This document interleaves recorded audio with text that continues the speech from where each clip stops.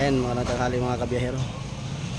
Pinapalinis ko na po yung sasakyan na kinuha din sa Pasig. Andito na pala ako ngayon sa Nasipit, Agusan del Norte. Ayan, para bago natin i-endorse, malinis na yung sasakyan natin. Kasi nung kinuha to sa Pasig, malinis. Kaya ganun din natin yung endorse, malinis din. Kaya mga kabiyahero dyan, kung sino yung papahatid ng sasakyan dyan, mag-PM lang po kayo para ihatid natin yan kung saan lugar man yan o papapick up ng sasakyan.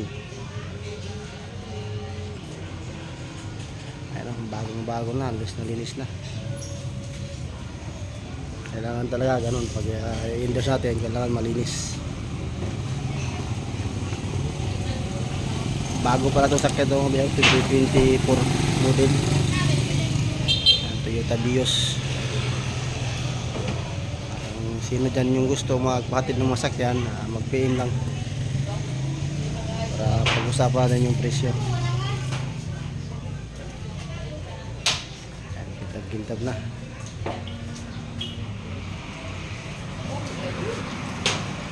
Ayan, sa mga lahat ng bumabaya dyan, sobrang init ngayon. Ingat-ingat na lang po tayo. Huwag kayong gulmatin, sumabog, kaya pahinga-pahinga tayo mga kabiyero.